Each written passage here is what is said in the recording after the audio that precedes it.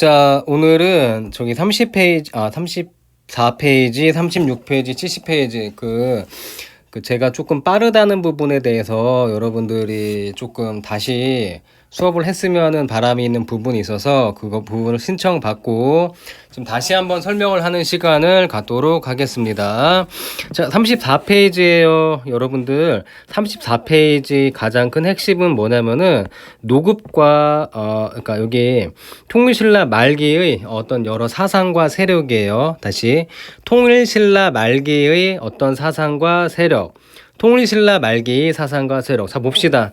자, 통일신라 말기에는 상당히 혼란하게 되는데 제가 노급이 부활했다라고 얘기를 했죠. 이건 21페이지 나와 있는데 그러니까 두 가지를 보시면 돼요. 여러분들 노급이 있고 그리고 관료전이라고 하는 게 있습니다. 뭐가 다르냐? 자, 신하들이 그러니까 기본적으로 어떤 지역의 토지에 대해서 그 토지 생산물에 대해서 받는 거, 그거를 조세라고 하죠. 신하들이 일을 하니까 돈을 받아야 되겠지. 그래서 당신은 그 지역에서 나는 생산물을 받을 수 있게 해요. 그걸 바로 조세라고 합니다. 다시 그 지역에서 어느 지역에서 나는 생산물을 받을 수 있게 합니다. 근데 관료전과 노급의 차이는 뭐냐? 관료전은 only 뭐만 받는다? 조세만 받습니다. 그러니까 예를 들면은 그러니까 청주 우암동에 있는 조세만 받아요. 근데 만약에 관리가 노급을 받았다, 이 얘기는 뭐냐면은 우암동에 있는 그 토지 생산물에 대한 조세에다가 우암동에 있는 사람을 야, 너 일로 와서 우리 집 농사지어, 우리 집 설거지해, 우리 집 밭가로 뭐 이런 거 노동력까지 할 수 있고, 심지어 우암동에 살고 있는 어떤 사람한테 야, 우암동에서 가장 유명한 특산물이 뭐야? 그것 좀 내놔봐. 이것까지 받을 수 있는 권리가 있다는 거예요. 그래서 결론은 관료전과 노급의 공통점은 조세를 일단 받는데 차이점은 노급은 노동력과 특산물까지 받아요. 그러니까 결국에는 신하 입장에서는 노급이 좋겠죠. 근데 신하들이 사실 힘이 세지고 사실은 왕권이 약화되는 측면이 있어요. 거기에 비해서 왕이 딱 그러는 거지. 니네는 조세만 받아. 그래서 나머지 백성에 대한 지배력이 조금 더 관료전이 강했는데 통일신라 후기로 오면은 후기가 되니까 뭐 지방에 대한 통제도 잘 안 되고 막 그런 부분이 있어요. 그래서 노급이 다시 부활하게 되었다, 이렇게 보시면 됩니다. 자, 진골기적 간 갈등과 대립이 표면하게 됩니다. 자, 그리고 이후에는 왕위쟁탄전이 치열하게 전개됩니다. 자, 진골이라고 나왔는데 제가 통일신라는 신라 자체는 골품제라고 얘기를 했어요. 골품제는 골제 플러스 품제가 합쳐진 건데 골에는 뭐 성골이랑 진골이 있었고, 품에는 뭐 6두품부터 뭐 1두품까지 있게 된다라고 얘기를 했어요. 그런데 시간이 지날수록 성골은 아예 사라집니다. 대가 끊겨서. 그럼 남은 사람은 누구냐? only 진골만 남게 되죠. 그리고 통일 이후에는 1두품에서 3두품은 1에서 3두품은 그냥 똑같은 평민이에요. 그냥 이렇게 굳이 뭐 나누지 않고. 그러면은 1에서 3두품은 똑같고 4두품, 5두품, 6두품 그 위에 진골이 있는 거죠. 다시 골품제는 신분을 이렇게 나눈 거지. 원래 성골이랑 진골이 있었는데 성골은 나중에 없어져요. 대가 끊겨서 없어지고 진골만 남아요. 6에서 1두품이 6단계가 있었는데 1에서 3두품은 다 평민처럼 돼요. 그냥 그러니까 다 똑같아. 그냥 1두품이나 2두품이나 3두품이나. 그럼 그 위에 4두품, 5두품, 6두품 위에 진골이 있는 거죠. 근데 6두품 같은 경우는 뭐 장군이 될 수 없고 장관이 될 수 없어요. 그러니까 군에서의 어떤 부대를 지휘하는 우두머리가 될 수 없었고 어떤 행정부서의 최고 통치자가 될 수 없었습니다. 요거 두 개만 기억하세요. 자, 그래서 6두품이 사실은 신라에 대한 애착이 별로 없는 거예요. 신라에 충성을 가질 생각도 별로 안 드는 거예요. 그래서 약간 중앙에 불만을 갖게 된 거지. 자, 그리고 진골은 뭐 했냐? 진골은 장군 돼요. 진골은 장관 됩니다. 근데 문제는 서로 이거 하겠다고, 특히 권력을 엄청 차지하려고, 심지어 왕이 되려고 서로 싸웁니다. 그러니까 중앙에서 사실 정치를 제대로 하고 해야 되는데 이들이 서로 왕만하려고 싸우니까 이게 국가가 약간 상태가 많이 안 좋아지는 거지. 그래서 봅시다. 끊임없는 왕위쟁탈전으로 지배질서가 붕괴되면서 중앙정부의 지방통제력이 약해집니다. 자, 그래서 수탈당한 농민들은 곳곳에서 봉기는 제가 그런 얘기를 했어요. 봉기의 뜻은 뭐냐? 기는 일어나다 라는 뜻이고 봉이 뭐냐? 벌입니다. 그러니까 농민봉기라고 하면은 농민이 벌떼처럼 일어나다라고 얘기를 하는 거예요. 그래서 그런 현상을 그러니까 봉기라고 합니다. 농민들이 곳곳에서 일어났고 봉기하였고 호족 제가 그런 얘기를 했어요. 호족 이꼴 뭐다? 지방 세력이다. 호족은 지방 세력입니다. 자, 그래서 이 결국에는 중앙에 그러니까 지방에 대한 통제력이 약화되는 거고 그 얘기는 지방 세력이 성장하는 거예요. 말 그대로 지방 세력이. 그 지방 세력이 바로 뭐냐? 호족입니다. 그리고 호족과 누가 힘을 합치냐? 중앙에 굉장히 그 불만을 많이 푼 사람들이 있어요. 장군도 안 되고 장관도 안 되고 바로 육두품입니다. 이들이 힘을 합치는 겁니다. 서로 중앙에 불만이 있고 지방 세력을 뭐 그런 일부니까. 게다가 사상적으로 보시면은 선종이 나오게 되는데 사실 제가 저번에 그런 얘기를 했어요. 뭐 선종과 밑에 나오는 선종과 교종이 있는데 선종은 선선 참선 수양해서 깨달음을 얻는 거고 교종은 교리 교리에 그러니까 경전에 있는 교리를 통해서 깨달음을 얻는 거예요. 자, 다시 얘기할게. 경전에 있는 교리가 뭐냐면은 경전은 책이잖아. 책 안에 있는 교리를 보고서 깨달음을 얻는 거예요. 이게 바로 교종입니다. 책을 보고 깨닫는 거. 근데 이 얘기는 뭔 소리냐면은 책을 읽을 줄 알아야 돼요. 즉 한자를 많이 알아야 돼요. 일반 백성들이 교종에 심취하기 힘들지. 왜? 책을 못 읽어. 아니 책을 읽고 깨달아야 되는데 책을 읽을 수 있는 시간도 안 돼요. 경제적인 뭐 능력도 없어요. 그치. 당시에는 어떤 뭐 한자를 아무나 읽는 게 아니었으니까. 선종은 그에 반해서 참선 수양을 해서 깨달음을 얻는다. 뒤집어 얘기하면은 경전을 안 읽어도 돼요. 한자 몰라도 됩니다. 그럼 일반 백성들은 뭘 좋아할까? 그럼 선종을 좋아하는 거지. 일반 백성들을 포섭할 수 있는 선종을 받아들이는 거죠. 후족들이. 거기에다가 풍수지리설은 뭐냐 여러분들 알 거예요. 풍수지리 학적으로 좋은 땅을 뭐라고 하냐면은 명당이라고 합니다. 명당. 풍수지리 사상가가 와서 청주에 있는 여러분한테 얘기해요. 아, 청주에 저기 뭐 지방 세력인 청주 호족이시여. 청주는 좋은 땅이에요. 명당이에요. 라고 하면은 청주의 지방 세력, 즉 청주의 호족인 여러분들은 기분이 좋아요? 안 좋아요? 좋죠. 왜? 아니 내가 통치하고 있는 지역이 명당이래. 좋은 기운이 있대. 아 장난 아니래. 좋대. 그러면은 여기 나에 대한 어떤 지역에 대한 정치적 입지라든가 이런 것들이 올라가는 거 아니야. 좋아요. 사람들한테 얘기하는 거지. 야 청주가 명당이래. 그 명당을 통치하는 거는 나야. 내 밑에 들어와.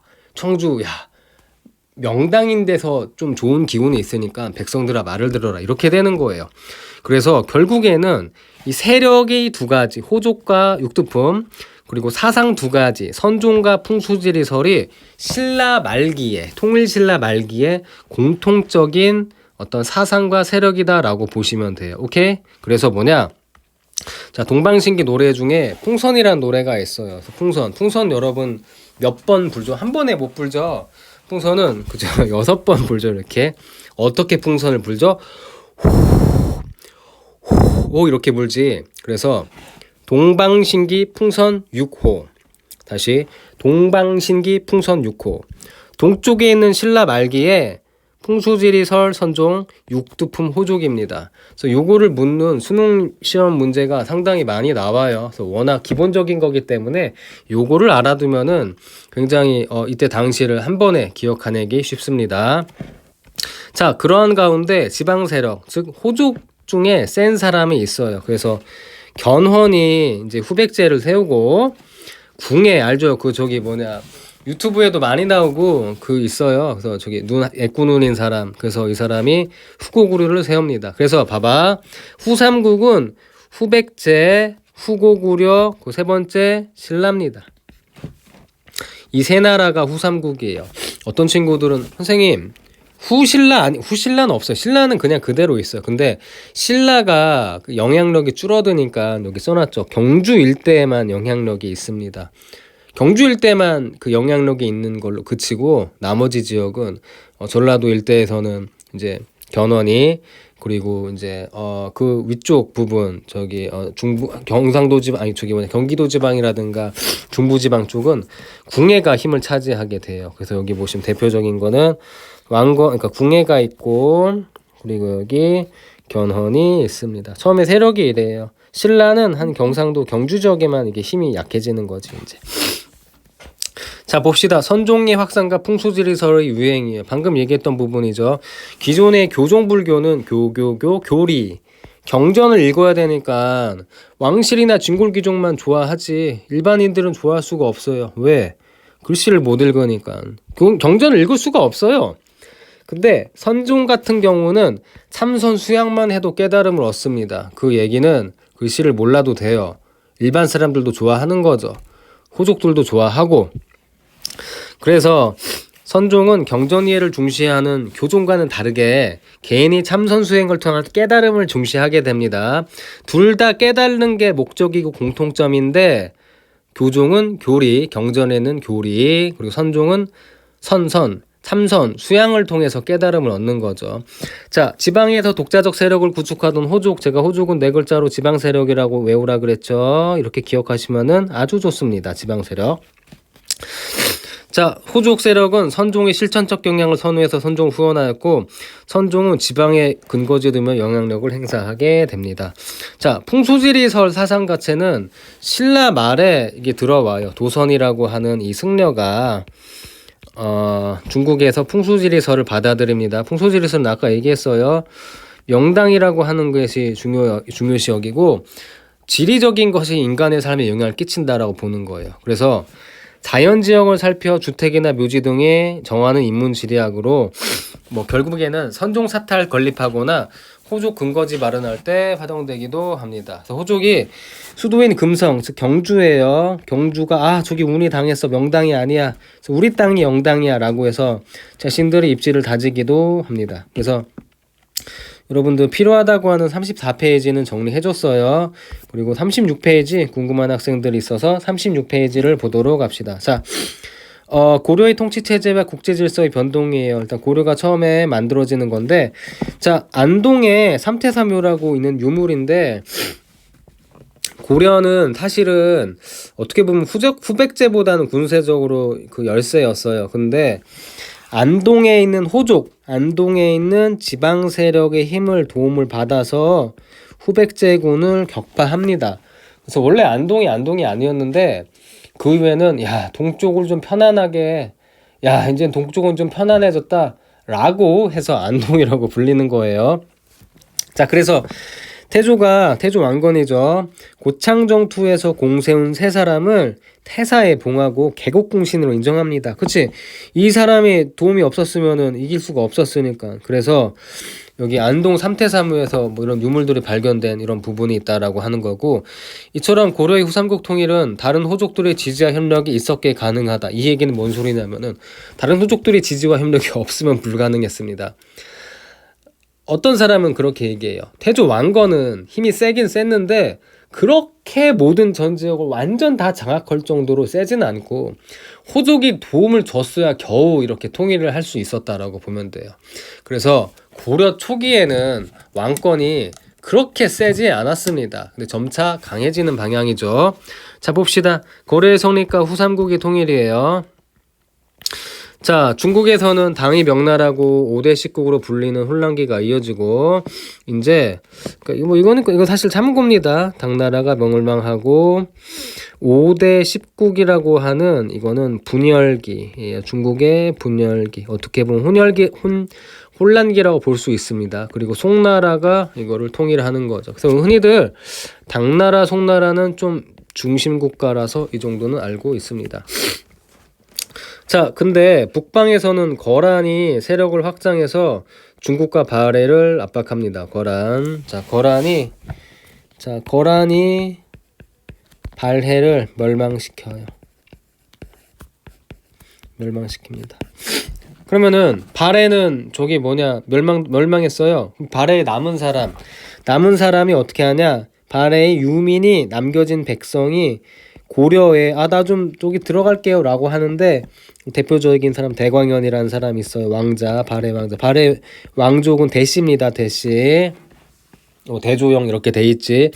그래서 태조 왕건이 받아들인다. 그 얘기를 하기 위해서 이게 나온 거예요.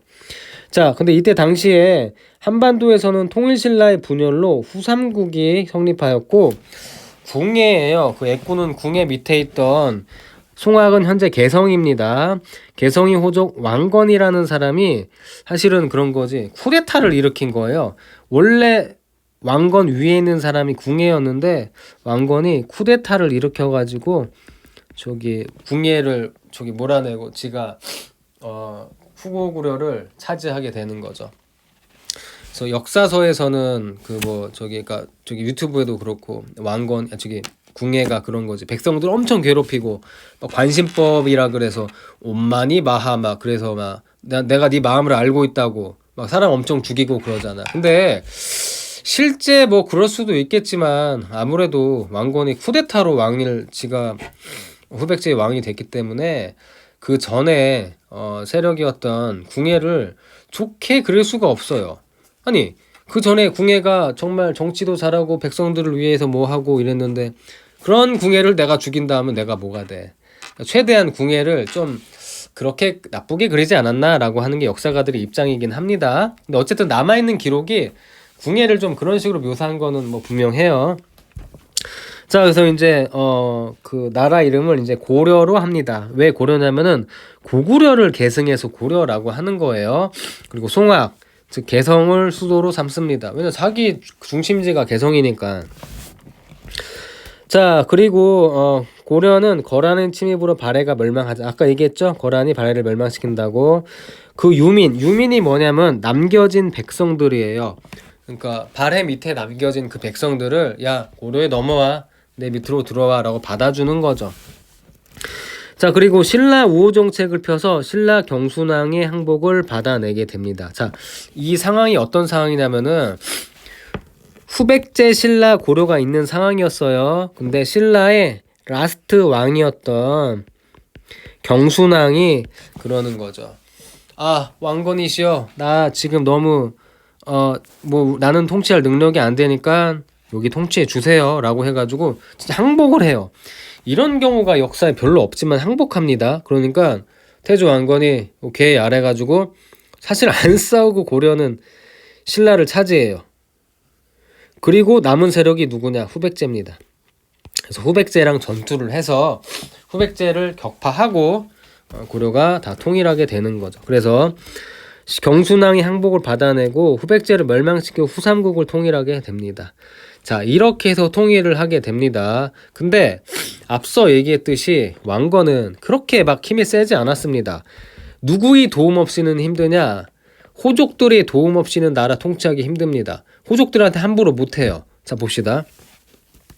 유력한 호족 집안과 혼인을 맺습니다. 유력한 지방 세력과 혼인을 맺어요. 이거 왜 맺냐? 29명이랑 결혼한다고 하는데 여자를 좋아해서가 아니에요. 이거는 좀 그런 거지. 저 밑에 있는 지방 세력이 나를 배신할 수도 있고 다른 호족 세력들과 함께 힘을 합쳐서 나를 몰아낼 수도 있잖아.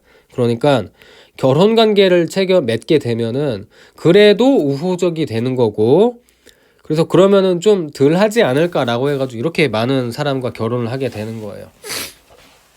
자, 기인제도라고 얘기했습니다. 제가 왼쪽에 써놨어요. 당근과 채찍이죠. 여러분들 당근과 채찍은 흔히 말 같은 거에 비유를 하지.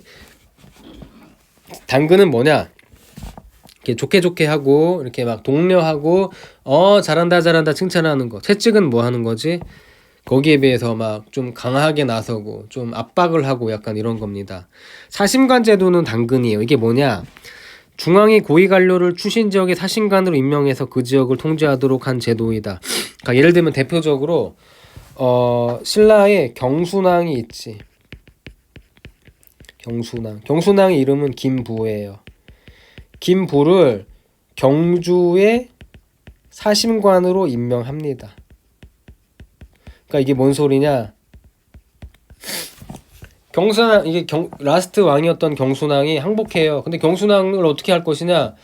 야, 너를 저기 경주의 사심관으로 임명할 테니까 경주 다스려 이렇게 얘기하는 거죠. 그러니까 어떻게 보면 김부 입장에서는 좋지. 왜냐면은 이제 고려라는 나라로 자기가 항복해서 들어갔는데 김부도 어떻게 뭔가를 해줘야 되잖아. 어떻게 좋은 거죠. 자, 이게 바로 사신관 제도예요.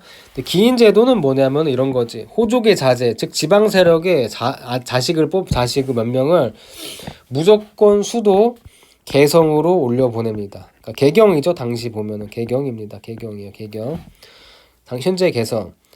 네 자식을 무조건 개경으로 오게 해라. 겉으로는 그렇게 얘기하는 거지. 야, 청주에서 있어봤자 뭐해. 지방이잖아 어쨌든. 야, 남자는 한번 수도에서 관직 생활을 해봐야 될 거 아니야. 그래야지 중앙으로 잘 나갈 거 아니야. 라고 하지만 실질적으로는 너 딴만 품으면은 죽여버릴 거야. 라고 하는 인질제도입니다. 일종의. 주신적이 이를 자문한다고 하는 건데 인질제도예요. 어떻게 보면은. 그래서 이거는 사신관 제도로 좀 좋게 해주고 긴 제도로 어떻게 보면 협박한다라고 보시면 됩니다. 자, 이렇게 할 수밖에 없었어요. 이렇게 워낙 호족의 눈치를 볼 수밖에 없었으니까 호족 세력을 적절히 통제하고자 하였는데 태조가 죽은 후 호족 세력에 개입된 왕위 계승 다툼이 발생합니다. 이거 전에도 얘기했듯이 왜 그러냐. 29명이나 결혼했잖아. 이 중에서 애가 엄청나게 많이 있어요. 그러니까 왕위 계승이 당연히 일어나지. 서로 왕하겠다고.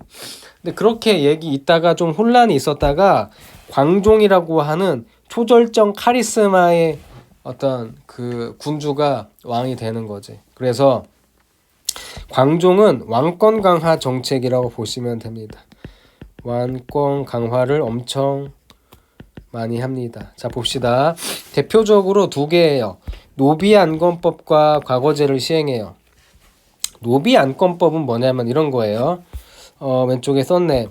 원래 노비가 아닌 평민이었어. 근데 이게 노비가 억울하게 된 사람들 있을 거냐. 신라 말기나 이렇게 전쟁 끝나거나 이 사람들을 양인 신분으로 다시 해주는 거야. 그러니까 원래 노비가 아닌 사람이 노비가 됐는데 다시 원래 평민으로 돌아오게 하는 거다.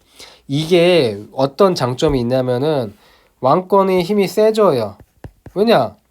반대로 얘기하면은 호족들의 노비는 어떻게 보면은 노비는 호족들의 경제력도 뒷받침되지만 이 노비들한테 칼이라든가 창만 주면 뭐가 되죠? 군사가 되죠. 군사력이 될 수 있는 예비 자원이에요. 근데 이 사람들을 양인으로 두었다라고 하는 거는 자유민이 됩니다. 즉 호족 밑에 노비들이 사라지는 거예요. 많이 없어져요. 결국엔 자연스레 호족의 힘이 약화됩니다. 게다가 양인은 일반 평민은 국가에 세금도 내죠. 세금을 내면은 국가 재정도 뒷받침되고 국가에 돈이 많아져요. 결국에는 왕이 어떤 정책을 수립할 수 있는 그 어떤 경제력이 되는 거지. 그렇기 때문에 노기안법은 되게 중요하고, 참고로 여러분들 노기안건법이랑 비슷한 게 우리 뒤에 했는데 공민왕이 어떤 기구를 만들어요. 그게 바로 뭐냐? 전민변정도감입니다. 전민변정도감은 뭐냐면은 토지죠. 토지. 권문세족한테 뺏긴 토지를 본래 주인한테 돌려줍니다. 일반 평민이 가지고 있는 그런 토지를 권문세족이 빼앗았어요. 원래 주인한테 돌려줍니다. 민은 뭐냐면은 이거 백성 평민이지. 마찬가지예요. 억울하게 노비가 된 사람들을 다시 양인으로 해주는 겁니다. 공민왕에서는 전자가 하나 추가가 되는 거죠. 어떻게 보면은. 자, 이렇게 해서 공신 세력이 경제력과 군사력을 약화시키고 과거제를 시행합니다. 그래서 과거제는 뭐냐면은 시험을 통해서 관리를 선발하는 거지. 이거는 왜 중요하냐? 전에 공신 집단은 자기 자식들을 그냥 무조건 높은 관직에 올랐어요. 우리 아빠가 공신이야. 그럼 나는 1급 공무원, 3급 공무원, 5급 공무원 그냥 쭉쭉 올라가지. 근데 그거 안 됩니다. 이제는. 그렇게 되지 않고 이제는 시험을 통해서 관리를 선발한다? 그러면은 가문이 아무리 좋아도 높은 자식 뭐 저기 자식이 높은데 못 올라갈 수 있고 반대로 그 가문이 안 좋은데도 높이 올라갈 수 있다는 거예요. 자, 그래서 과거제 시행은 왕권 강화와 연관이 되어 있다라고 보시면 되고, 참고로 요거 비슷한 거 우리 했는데 원성왕 때 신라 원성왕 때 비슷한 게 있습니다. 그게 바로 뭐냐면은 독서 삼품과라고 했어요. 독서 삼품과. 자, 이게 뭐냐면은 독서 말 그대로 유교 경전을 읽은 다음에 경전을 잘 읽은 정도를 상품, 중품, 하품으로 판단해 가지고 뭐 지금 뭐 관직 뭐 이런 데 배치하겠다라고 하는데, 이 독서 삼품과는 진골의 반대로 실패하게 됩니다. 그래서 이게 역시 능력에 따라 사람을 뽑으려고 했는데 진골귀족들이 반대로 실패한 거고, 과거제는 뭐 아예 이제 제도로 마련한 거죠. 시험을 통해서 관리를 선발하겠다. 자, 이러한 기반 위에 그러니까 광종 하면은 여러분들 그냥 무조건 왕권 강화라고 보시면 됩니다. 자, 그리고 성종이 즉위하게 돼요. 성종은 사실 성종이 즉위했을 당시에는 어지간한 호족 세력은 광종이 다 죽여버려요. 그러니까 이거 광종이 노비한건법이랑 과거제만 실시한 게 아니라 그 마음에 안 드는 저기 호족 세력을 정말 숙청해요. 죽여버려요, 정말. 성종 때는 성종이 왕이 올랐을 때는 이미 광종이 하도 많이 죽여가지고 호족 세력이 많이 약화된 상태였어요. 그때 성종은 제도 정비를 하는 거예요. 고려의 성종이나 저기 조선의 성종이나 둘 다 성종이란 말이 붙이면은 굉장히 문물 제도적으로 이런 거를 완성한 왕을 성종이라고 합니다. 자, 관료들한테 정치 현안에 대한 의견을 제시하도록 해요. 그래서 이제 육두품 출신 최승로라고 있어. 최승로가 시무 28조, 시, 때시, 무, 일무. 지금 이때 해야 될 일 28개를 얘기하는 거죠. 이걸 건의하는 거지. 그러니까 성종이 오케이 받아들여요. 그래서 이제 유교 정치 이념을 바탕으로 통치 체제를 엄청 정비합니다. 뭐 그 이성육부라든가 어떤 기반 뭐 이런 것들을 다 이때 닫기 시작하는 거예요. 그래서 좀 미안합니다. 고려 시대에 왕은 딱 4명 나와요. 고려 전기인 3명이에요. 왕건, 광종, 성종. 고려 후기는 아까 잠깐 언급한 저기 누구죠? 그쵸. 그 공민왕입니다. 반원 자주 정책을 펼쳤던 공민왕이 시험에 나와요. 그래서 여러분들 질문했던 34페이지, 36페이지는 했고 70페이지도 저기 다시 해달라고 해가지고 70페이지도 지금 다시 보도록 할게요. 잠깐만 뭐야 이거.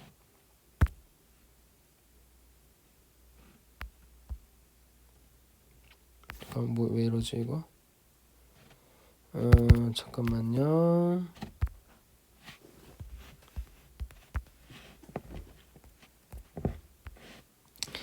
자, 70페이지를 다시 볼게요. 이쪽 같은데 잠깐만. 자, 70페이지 봅시다. 자, 양난 이후 세계관의 변화. 양난은 전에 얘기했듯이 2차례의 큰 난을 얘기해요. 그게 바로 임진왜란과 병자호란이 있습니다. 이거는 일본이 쳐들어온 거고, 이거는 병자호란 같은 경우는 청나라가 쳐들어오게 된 거죠. 큰 전쟁을 겪고 나서 우리나라가 세상을 인식하는 그런 사고가 바뀌어요. 크게 바뀌어요. 자, 봅시다. 오른쪽에는 임진왜란 때 조선에 군대 파견했던 명황제를 모시기 위해 쌓은 재단이고, 명과의 의리를 중요시했다 이런 부분이 있는데, 자, 이거랑 또 친구들이 화이론을 물어봐서 이거 다시 설명할게요. 자, 제가 지난 시간에 얘기를 했었죠. 잠깐만, 여기구나. 임진왜란 때 우리가 일본을 어쨌든 그러니까 우리가 국토를 지킬 수 있었던 거는 3가지예요. 왜 이래? 잠깐만. 이순신의 수군이 첫 번째고, 2번째는 의병이고, 3번째는 명의 어떤 군대 파병 지원군입니다. 근데 양반 세력들은 1번, 2번 지들은 도망갔으니까 명나라 때문에 우리가 살았다라고 얘기를 하는 거죠. 그래서 요거를 일단은 알고 있어야 돼요. 자, 봅시다. 조선은 성리학적 명분론을 중시하는 나라였습니다. 그러니까 성리학을 일단은 중시하시게 여겼고, 성리학은 기본적으로 보면은 신분 질서를 뒷받침하기에 딱 좋아요. 일단 그게 바로 명분론이다. 뭔 소리냐? 전에도 얘기했어요. 네 본분에 맞게 해야 된다. 그러니까 쉽게 얘기해서 뭐 분수를 지켜라 이런 얘기 있죠. 그래서 이런 거지. 대표적인 말이 군군 신신 부부 자자. 임금은 임금답게, 신하는 신하답게, 아버지는 아버지답게, 아들은 아들답게. 네 위치에 맞게 행동하라라고 하는 겁니다. 그 이 얘기는 네 위치에 맞게 행동하지 위치를 벗어나서는 안 돼. 너는 딱 네 평민으로서 백성으로서 역할이 있는 거지 그 이상은 안 돼라고 하는 거죠. 신분 질서를 정당화시키는 겁니다. 자, 그리고 봅시다. 이런 나라였는데 대외관계에서 명분론은 명을 중심으로 중화와 오랑캐를 구분하는 화이론으로 자리 잡게 됩니다. 화이론적 세계관은 조선의 지배층은 자신의 중화 문명을 가장 훌륭하게 전수받은 소중화라고 강조하게 되는 거죠. 일단 중화 사상 봅시다. 오랑캐와 대비되는 개념, 이게 뭔 소리냐면은 중국은 왜 중국이냐면은 진짜로 지들이 가장 가운데에 있다라고 해서 중국입니다. 그래서 중국이 세상의 중심이라는 거를 뭐 중화 사상 뭐 이렇게 얘기를 해요. 자기는 중하고 나머지는 다 오랑캐래. 주변에는 다 오랑캐라고 생각을 해요. 사방이 다 오랑캐야. 지들만 세상의 중심이에요. 중국 문명이고 우수한 문명이다라고 얘기를 합니다. 자, 그랬는데 우리는 중국의 문화와 사상을 굉장히 좋아하기 때문에 중화 사상을 받아들여요. 근데 이렇게 얘기합니다. 그러면 선생님 조선도 오랑캐 아니에요? 라고 생각할 수 있는데 우리나라 조선 지배층들은 그랬어. 우리는 오랑캐가 아니야. 우리는 중화 사상을 엄청 잘 받아들여서 근데 우리가 어찌 감히 중국이랑 동급이라 하겠어. 야, 우리 겸손하게 우리는 작은 중화다라고 해서 소중화라고 얘기하는 거예요. 이게 이 얘기예요. 조선의 지배층들은 자신들이 중화 문명을 가장 훌륭하게 전수받은 소중화, 작은 중화라고 얘기를 하는 거죠. 그래서 이런 역사를 얘기합니다. 사림은 그런 얘기를 해요. 뭐 훈구랑 대립되는 세력이라고 얘기했지. 단군은 단군 조선이 나라 세운 건데 기자라는 이거 사실 역사에서 지금 인정 안 해요. 허구예요, 허구. 이게 뭔 소리냐면은 중국 옛날에서 중국 사람이 고조선으로 넘어와요. 그래서 이제 중국 나라 사람이 고조선 왕으로 임명했다라고 하는데, 그러니까 결국 이런 얘기지. 우리나라는 초반에 있는 고조선은 중국 사람이 넘어와서 큰 문명을 받아들였다라고 하는 말도 안 되는 얘기죠. 왜 말도 안 되냐면은 제가 그냥 무조건 비판하고 싶은 게 아니라 유물, 유적, 관련 문헌이 전혀 없어요. 갑자기 그냥 우리가 우리 중화 문명 너무 좋은데 옛날에도 그러고 싶은데 라고 해서 그냥 썰을 푼 게 바로 기자조선에 대한 얘기고, 그게 바로 율곡이이가 쓴 기자실기예요. 그래서 대표적인 사람의 존화주의가 뭐냐면은 중화 사상을 존중하는 그런 세계적인 인식을 보여주는 겁니다. 그러니까 너무 사대적이지 이때는. 자, 근데 갑자기 청나라가 세지고 명나라가 약해지네. 그리고 나서 심지어 조선은 우리가 오랑캐라고 봤던 청나라와 군신 관계를 맺어요. 즉 청나라가 임금이고 조선이 신하입니다. 이런 관계를 맺어. 정묘호란 때는 그러니까 사실 이게 뭐가 다르냐면은 정리를 할게요. 정묘호란 때는 후금이 쳐들어온 거고 병자호란 때는 청나라가 쳐들어온 거야. 이게 무슨 말장난 같지만 이래요. 왜냐? 정묘호란 때 후금이 쳐들어왔는데 조금 있다가 나라 이름을 청나라로 바꿔요. 그 청나라가 조선을 쳐들어왔는데 그게 병자호란이에요. 제가 말장난하는 게 아니라 이거 팩트를 정확히 하자라는 거예요. 그래서 정묘호란 때는 후금이랑 조선이 형제관계를 체결해요. 그러니까 형은 후금이고 아우가 조선이죠. 그래서 우리 조선은 그때 당시에 이것도 수치스럽지만 그래도 받아들이는 거지. 뭐 동생이긴 한데 그냥 그렇게 하자라고 했는데 이후에 후금이 청으로 이름을 바꾸고 우리한테 야 우리가 청나라가 이제 황제할 거고 니네가 신하해라니까 우리가 그건 못하겠다라고 해요. 그러니까 쳐들어옵니다. 그리고 나서 이제 청나라 군신관계를 체결한 거지. 그리고 그 청나라가 명나라를 멸망시키는 거죠. 그러니까 우리나라는 약간 멘붕인 게 중화 사상은 명나라의 한족 중심의 명나라가 갖고 있었는데 그거를 이제 청나라가 없애니까 중화가 사라진 거야. 근데 우리는 이렇게 얘기하는 거지. 중화는 사라졌지만 청나라를 모시기는 싫어. 명나라의 중화 사상을 우리는 받아들였잖아. 소중화로 작은 중화로 받아들였잖아. 이제 중화 사상을 이을 거는 이제 우리밖에 없어라고 얘기를 하는 거지. 자, 그래서 인조와 서인 세력은 이 화이론을 강화해서 전쟁의 책임을 피하고 정권을 유지하려고 합니다. 근데 이게 저번에도 얘기했지만 청나라가 만들어진 초반에 조선이랑은 관계가 크게 나쁘지 않았어요. 왜 그러냐? 이때는 광해군이 중립 외교를 펼쳤기 때문입니다. 그러니까 엄밀히 얘기해서 청나라 초반이라기보다는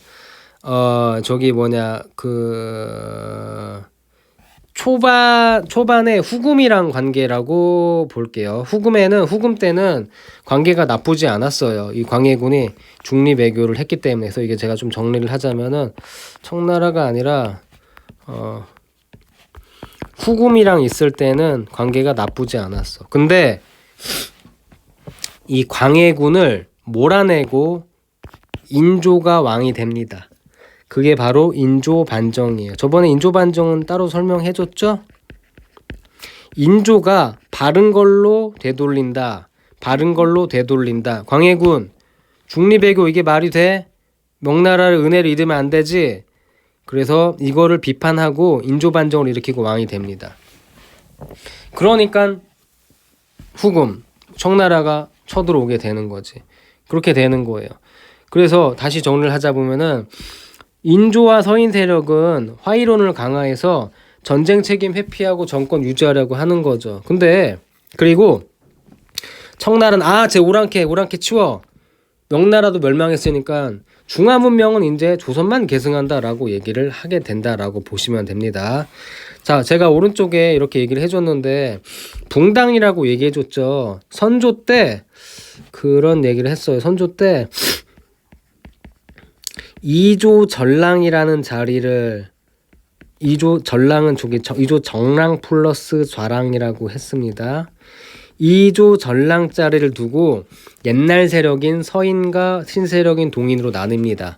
근데 동인은 다시 북인 남인으로 나누는데 광해군 때만 북인이 있다라고 해서 되게 쉽다라 그랬지. 그럼 북인이 날아가는 건 언제 날아가냐? 인조반정으로 북인이 날아갑니다. 그럼 남은 건 남인이랑 서인이에요. 일단 남은 건 남인이랑 서인입니다.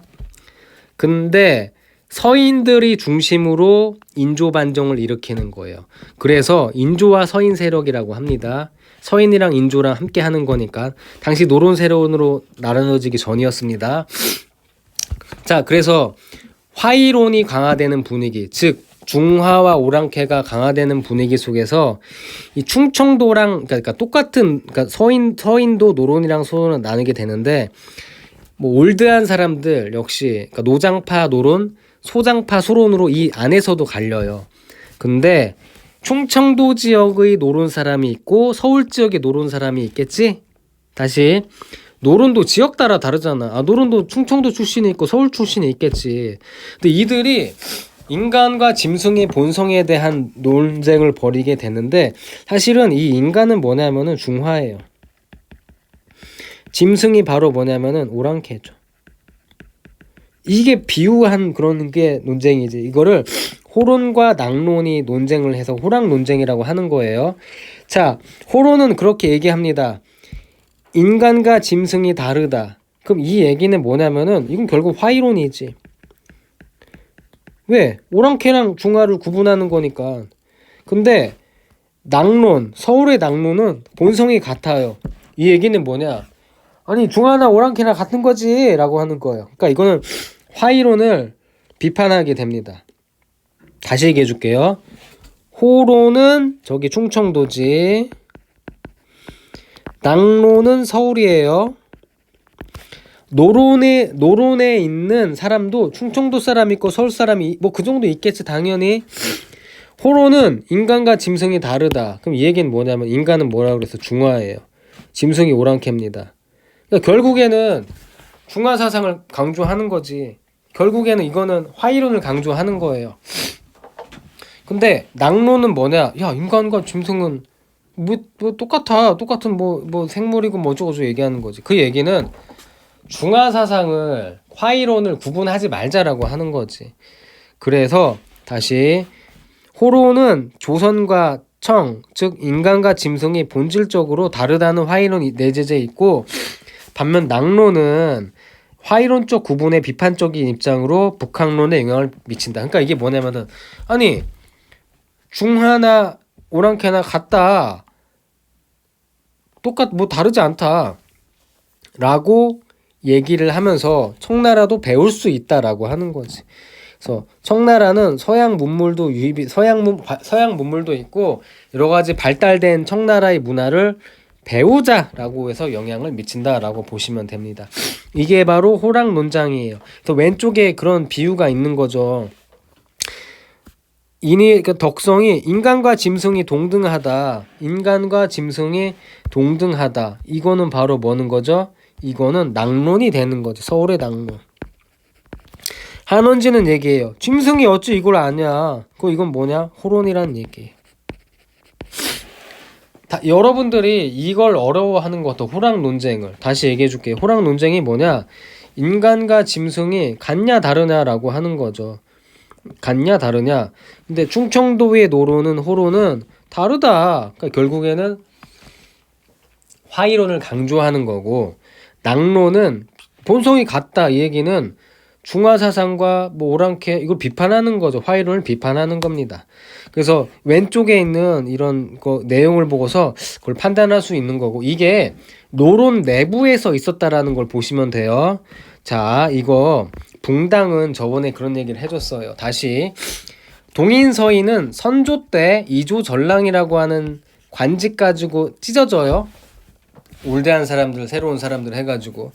근데 광해군 때 북인이 잠깐 집권하는데 광해군은 인조 반정으로 아예 날아갑니다.